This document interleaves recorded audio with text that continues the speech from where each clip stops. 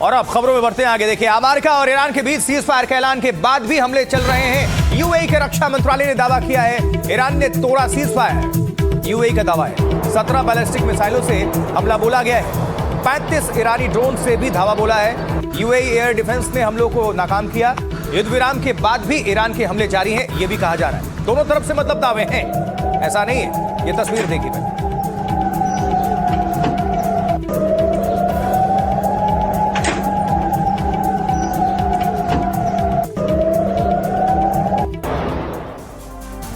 इस बीच बेरूत में अमेरिकी दूतावास पर फायरिंग। लेबनानी मीडिया ने हमले की पुष्टि कर दी और सुरक्षा सूत्रों के मुताबिक एक कार से दूतावास की ओर फायरिंग हुई है और इस फायरिंग के बाद हमलावर वाहन मौके से फरार हो गए। हमले में नुकसान की फिलहाल कोई आधिकारिक जानकारी तो नहीं मिल रही, लेकिन बेरूत में ये अमेरिकी दूतावास है, वहां पर लेबनानी मीडिया ने हमले की पुष्टि की है।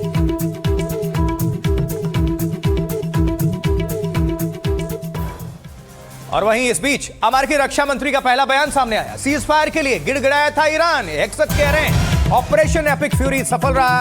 हेक्सेट ये कह रहे हैं हमने अपने सारे लक्ष्य को हासिल कर लिए हैं। 47 साल पुराना खतरा खत्म किया गया, ये हेक्सेट के मुताबिक कह रहे हैं। साफ तौर पर सीज फायर के लिए ईरान गिड़गिड़ाया था, ये कहना है अमेरिका का।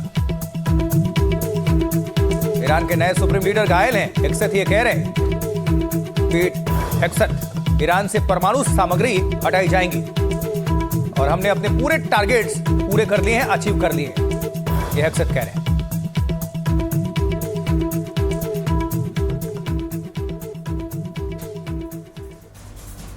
देखिए, बीती रात पश्चिमी एशिया में 15 दिनों का नाजुक युद्ध विराम हो गया। ईरान के 10 सूत्रीय प्रस्ताव पर वार्ता के लिए अमेरिका, इजराइल सहमत हो गए। ईरान के साथ शांति वार्ता इस्लामाबाद में शुक्रवार से शुरू होगी। रिपोर्ट देखिए।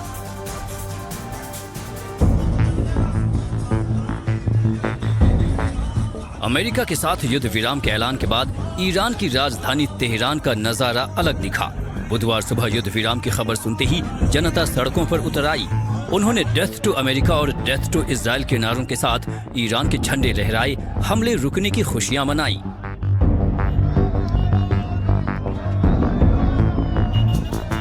इससे पहले ईरान की सुप्रीम नेशनल सिक्योरिटी काउंसिल ने 2 हफ्तों के लिए युद्ध विराम का प्रस्ताव रखा, जिसे अमेरिका ने स्वीकार कर लिया। अल्टीमेटम का समय खत्म होने से 2 घंटे पहले ही अमेरिकी राष्ट्रपति डोनाल्ड ट्रंप ने युद्ध रोकने का फैसला किया। लेकिन युद्ध विराम के लिए ईरान ने जो 10 सूत्रीय प्रस्ताव रखा है, जिसमें एक अहम मांग ये भी है कि ईरान के यूरेनियम इनरिचमेंट पर रोक नहीं होगी।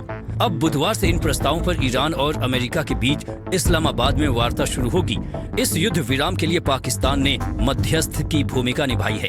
पाकिस्तान के प्रधानमंत्री शहबाज शरीफ ने सोशल मीडिया पर युद्ध विराम की जानकारी दी। युद्ध विराम के बाद इजराइल पर कई दिन बाद ईरान के हमले बंद हो गए। हमलों के सबसे अधिक निशाने पर रहे इजराइल के शहर तेल अवीव में बड़े दिनों के बाद आज की सुबह सामान्य सी नजर आई। हालांकि लोगों के मन में अब भी सवाल कम नहीं है। आपको दिखाते हैं वहां से।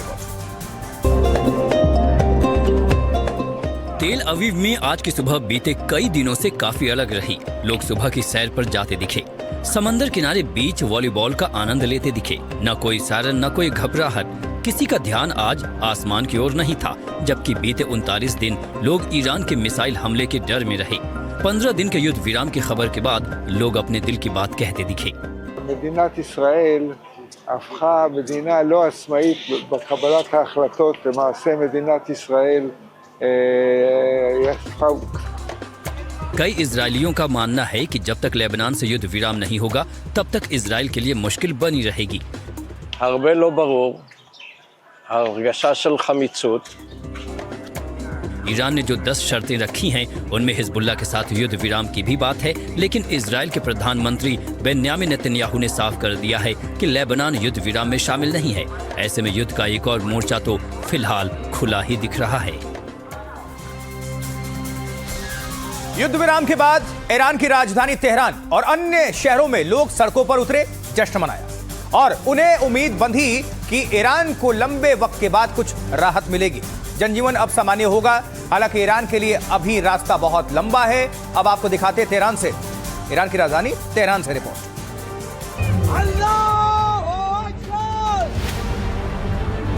ईरान और अमेरिका के बीच सीज फायर की घोषणा के बाद राजधानी तेहरान में लोगों ने सड़कों पर निकलकर जमकर जश्न मनाया। एंगलाब स्क्वायर पर बड़ी संख्या में लोग इकट्ठा हुए और झंडे लहराते नजर आए।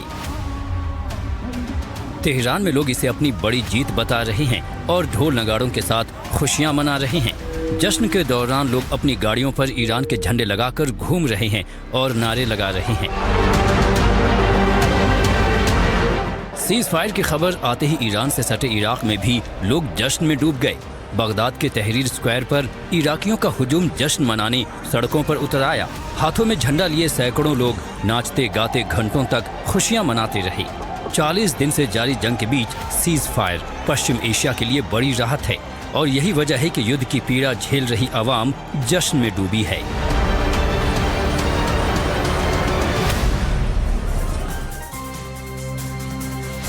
लेकिन लेबनान का पेच फंसा हुआ है। नेतन्याहू ने कहा है कि लेबनान युद्ध विराम का हिस्सा नहीं है। इजराइल लेबनान में हिजबुल्लाह ठिकानों पर ताबड़तोड़ हमले कर रहा है। अब देखिए, उधर ईरान ने कहा है कि अगर लेबनान पर हमले नहीं रुके तो वो तेल अवीव पर बमबारी करेगा। खबर लेबनान के सिडोन शहर में इजराइल का ताजा हमला। लेबनान के स्वास्थ्य मंत्रालय के मुताबिक हमले में कम से कम 8 लोग मारे गए, 22 लोग घायल हो गए। हमले से पहले कोई चेतावनी नहीं दी गई। इजराइल की सेना ने यह भी नहीं बताया कि निशाने पर कौन था। इन हमलों के बीच सवाल ये है कि क्या युद्ध विराम इजराइल और हिजबुल्लाह के बीच की लड़ाई पर लागू होगा। मध्यस्थता कर रहे पाकिस्तान ने कहा है कि युद्ध विराम में इजराइल और हिजबुल्लाह से भी लड़ाई रोकने की अपील की गई है। उधर इजराइल के प्रधानमंत्री नेतन्याहू ने कहा कि युद्ध विराम में लेबनान शामिल नहीं है। इस बीच लेबनान, खास तौर पर दक्षिण लेबनान में इजराइल के हमलों के बाद भारी नुकसान हुआ है। सिडोन के हारी सईदा इलाके में लड़ाई से विस्थापित लोगों को एक स्टेडियम में रखा गया है। यहाँ लाए जाने से पहले ये लोग सड़कों पर रहने को मजबूर थे। लोगों की हालत काफी खराब है। बच्चों और महिलाओं को युद्ध की सबसे अधिक मार झेलनी पड़ रही है।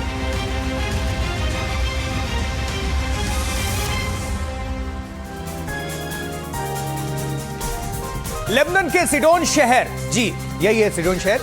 अब यहां पर एक कैफे पर इजराइल के हमले के बाद हमारे संवाददाता नजीर मसूदी वहां पर पहुंचे और हालात का जायजा लिया।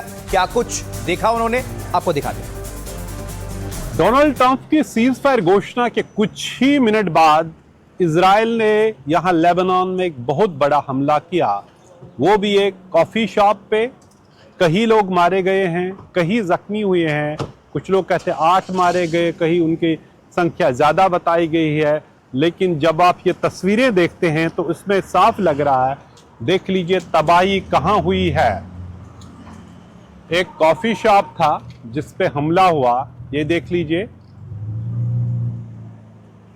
ये है तबाही। और इस कॉफी शॉप पे, क्या कॉफी शॉप भी हिजबुल्लाह की फॉर्मेशन बन गई है? इजराइल के प्राइम मिनिस्टर ने साफ बताया है कि वो लेबनान को इस सीज फायर में नहीं मानते हैं। लेबनान पे हमले जारी रहेंगे और सीज फायर के बाद कई जगहों पे हमले हुए और एक एम्बुलेंस पे भी हमले की खबर है। और आज जब ये एक और उम्मीद बनी थी कि यहाँ सीज फायर से लोगों को राहत मिलेगी, देखने को ये तबाही मिल रही है। सईदोन से नजीर मसूदी, एनडीटीवी इंडिया के। तो खाड़ी के समंदर में जैसे ही बारूद और आग का गुबार छटा तो हजारों किलोमीटर दूर कश्मीर घाटी की फिजा ही बदल गई। कश्मीर से लेकर लखनऊ तक इसे ईरान की फतेह करार देकर जश्न मनाया जा रहा है। देखिए जरा, आसमान में गूंजती आतिशबाजी और लहराते ईरान के झंडे। जश्न का ये नजारा तेहरान का नहीं बल्कि कश्मीर घाटी का है। जैसे ही सीज फायर का ऐलान हुआ, श्रीनगर से लेकर बांदीपुरा, बड़गाम, बारामूला तक जश्न की लहर दौड़ गई। कहीं कश्मीरी कहवा बांटा गया तो कहीं गले मिलकर बधाई दी गई। स्थानीय युवाओं ने ईरान के समर्थन में जमकर नारेबाजी भी की। और 40 दिन के बाद अमेरिका और इसराइल के घुटने टेकने ने ये साबित कर दिया है कि ईरान ने जो ईरान का जो जज्बा था, ईरान की जो हक परस्ती थी, वो आज साबित हो गई है। ईरान ने किसी पे हमला नहीं किया। लखनऊ के छोटे इमाम बाड़े में भी बड़ी संख्या में लोग इकट्ठा हुए और शुक्राने की नमाज अदा की गई। लोगों ने ईरान की तुलना शेर से की, जो अकेले भिड़ा और जीत हासिल करके दिखाई। अमेरिका और ईरान के बीच युद्ध विराम से दुनिया ने राहत की सांस ली है। बारूद के धुएं के बीच से शांति की किरण निकली तो तेल के दामों में आया उबाल ठंडा पड़ने लगा। लगातार पिट रहे शेयर बाजारों में रौनक आई है। आज भारतीय शेयर बाजार भी काफी चढ़ा है, ग्रीन में ही नजर आया है। देखिए, अमेरिका और ईरान के बीच 14 दिनों के युद्ध विराम ने ग्लोबल मार्केट में वो कर दिखाया जिसकी उम्मीद कम ही लोग कर रहे थे। खबर आते ही ब्रेंट क्रूड 15% गिरकर $92.97 पर आ गया, यानी जो तेल आग उगल रहा था उसकी तपिश अब कम होने लगी है।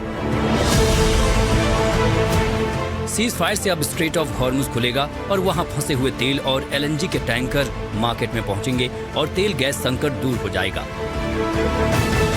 सीज फायर का असर सिर्फ तेल के दाम में ही नहीं बल्कि दुनिया भर के शेयर बाजारों में भी दिखा। एशियाई बाजारों में आज जबरदस्त रौनक रही। हांगकांग का हैंग सेंग 2.6% तो चीन का CSI 300 1.7% उछल गया। अगर अमेरिका और ईरान के बीच शांति बनी रही और स्ट्रेट ऑफ हॉर्मुज खुला रहा तो आम आदमी को महंगाई से काफी राहत मिलने की उम्मीद है।